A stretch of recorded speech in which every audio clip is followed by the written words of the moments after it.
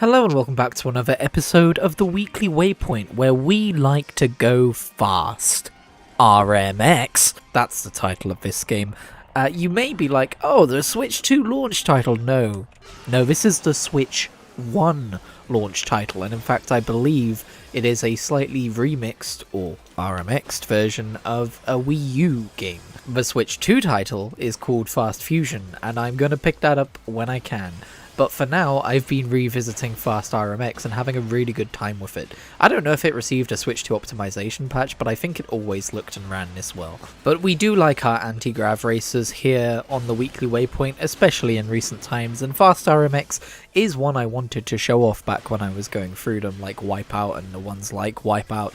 And as you can see, this game is very much like Wipeout, but it has a gimmick, and the gimmick is you can boost between two colours, and there are certain boosters and jumps and stuff that only react if you drive over them with the correct colour booster equipped. It is a very good one of these. If you're ever considering picking it up, yeah, I would recommend it thoroughly. Even if you've got a Switch 2, it's still a great game. But believe it or not, we're not here to talk about Fast RMX today.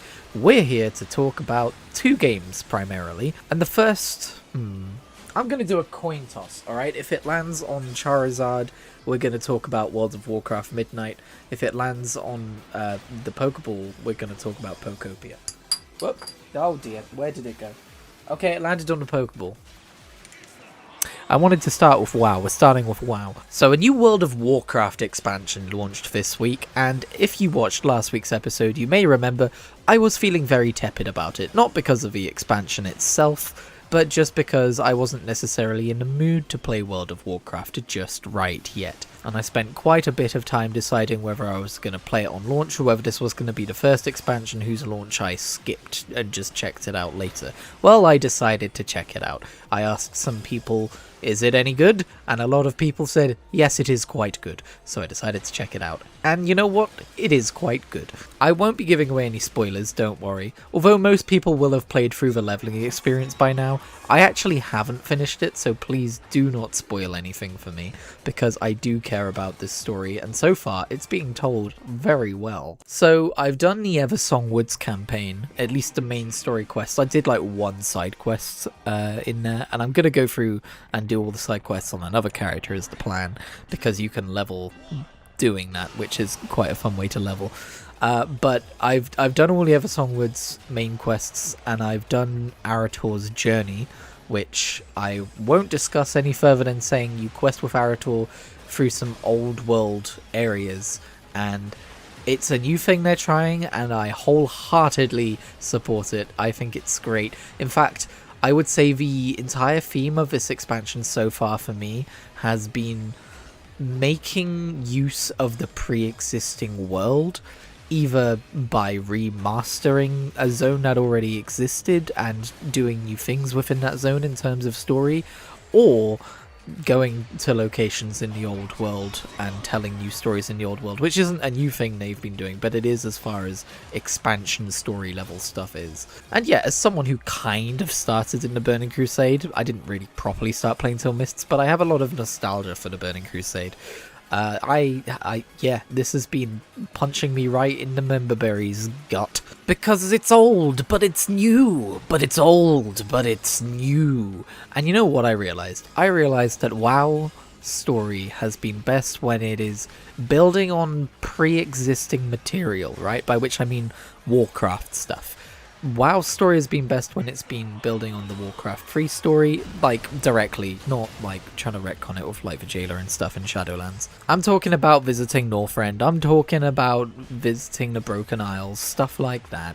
And I think what WoW's been missing lately is that they kind of ran out of runway on that front, because if you look at Dragonflight and you look at the War Within, these are two new landmasses that had never really been mentioned before. Khazalgar, I think, had been name-dropped in Dragonflight, so it very much felt like it didn't feel necessarily like fan fiction, the story itself, but the locations kind of felt like we're starting to have to invent places to go to, and there's just something inherently less interesting and exciting about visiting a place that's just been made up for the first time. I think the Elder Scrolls Online is starting to run into this problem as well, but that's another story. And I don't think they're going to stop doing that, but what they've done for the first time, actually technically not, they did this in Cataclysm, but they did it wrong. As far as like a proper leveling campaign for 80 to 90 goes, what they're doing for the first time is revisiting a location in the old world. So Eversong Woods, for those of you who don't play WoW and are very patiently listening to me talk about it, Eversong Woods was originally the starting zone for the Blood Elf characters, and now Eversong Woods is also a revamped area in a new zone for Midnight, instead of like visiting a brand new location. We're also revamping Zulaman, but we are also visiting a couple of brand new locations in Harandar and the Voidstorm, and I think that's a really fun, balanced way to do it, because you can't constantly rely on returning to old locations, but this is making me very excited for the next expansion of The Last Titan, where we know we'll be revisiting Northrend in a similar manner. I also wonder if we'll finally be getting a zone out of Ajol Nerub, which would be cool. But that's a discussion for like a year from now. But all these years I've been playing WoW, in the back of my head I've been going like, okay, the new zones are cool, but you know, the old world, while we do get some new story content in there at times, the stuff that's actually happening in the zones, it is locked in time. And I'm really curious to see, you know, like the zones grow and change and respond to the growing story.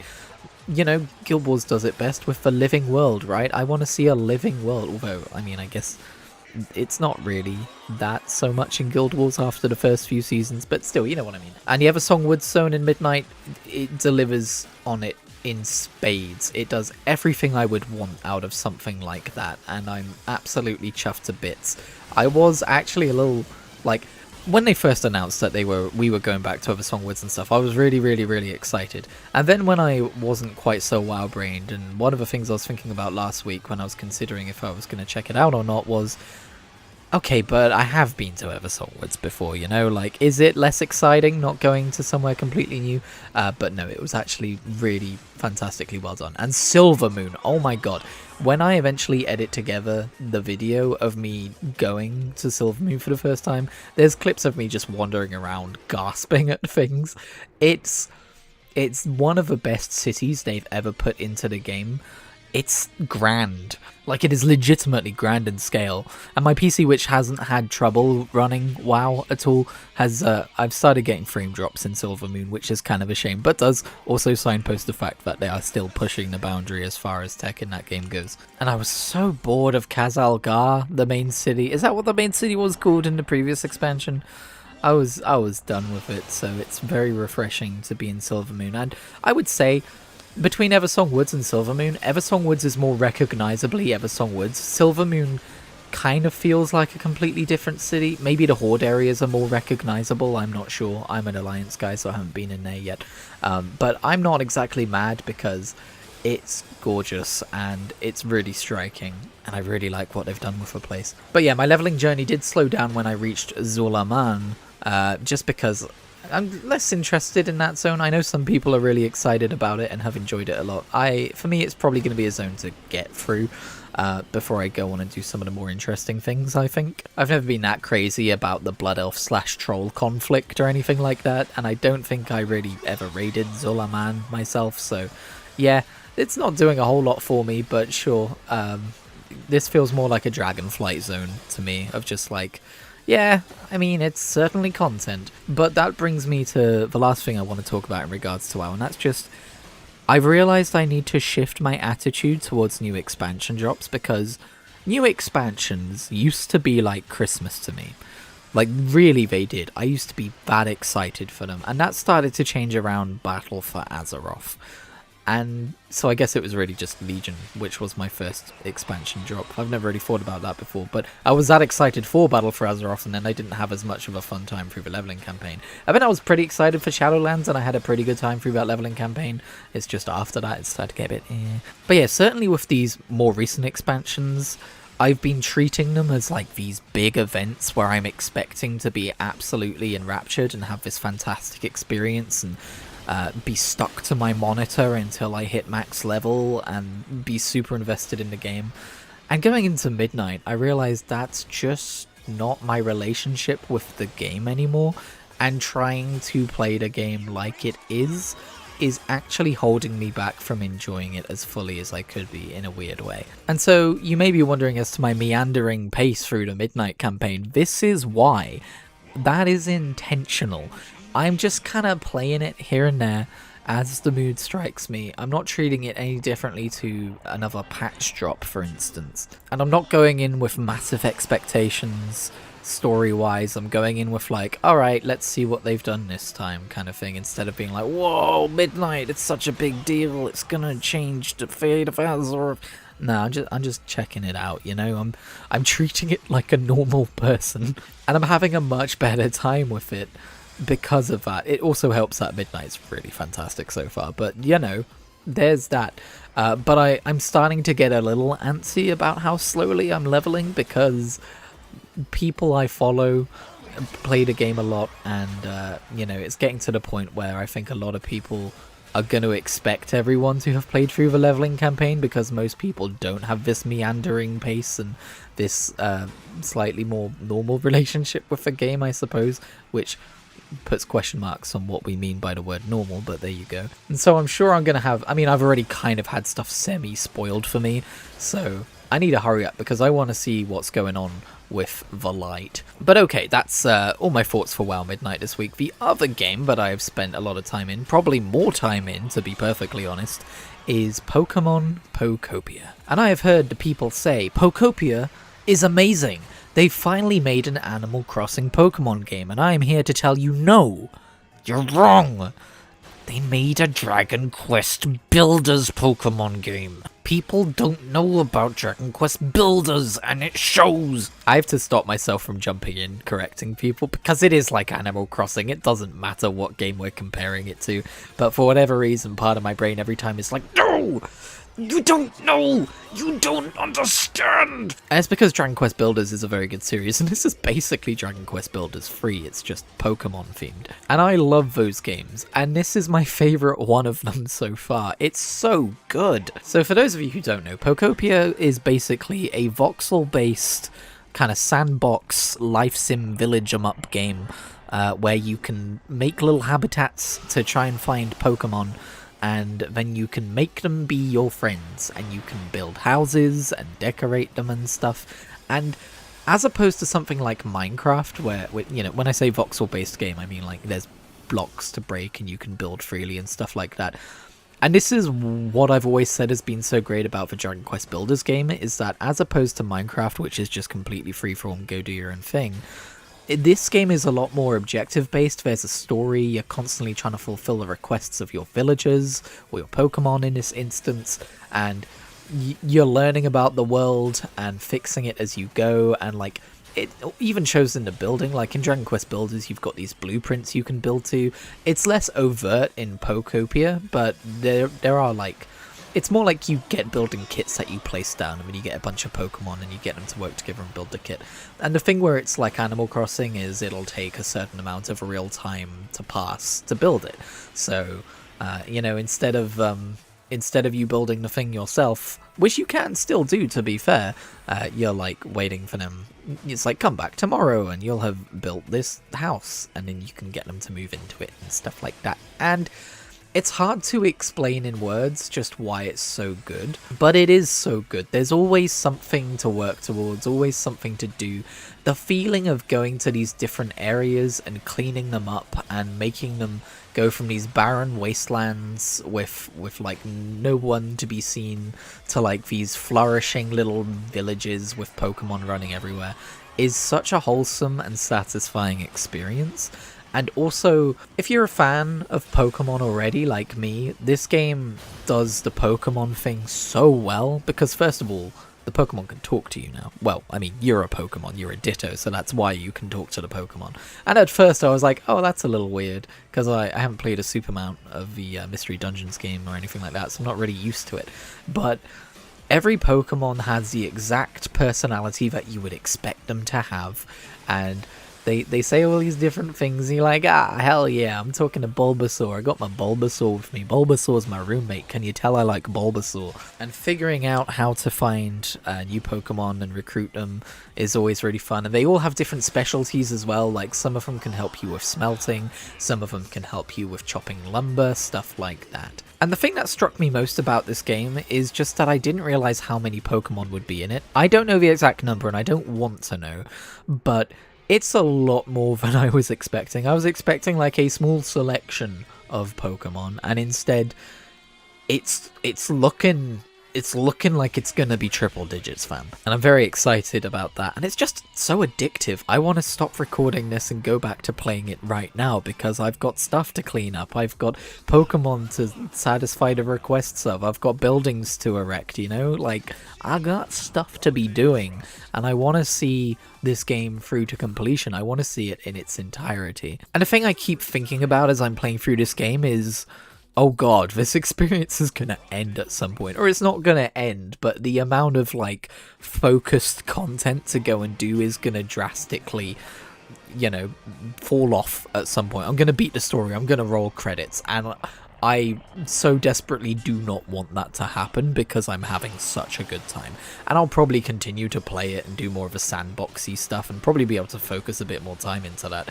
I have a friend who's spent way more time just like reshaping their town and stuff while I've been off exploring and progressing the story, so different people have different approaches to the game, and that's why I'm being vague about things. But one day I will have no more towns to go visit and clean up and start to rebuild and stuff, and that makes me feel very sad because I'm having such a good time.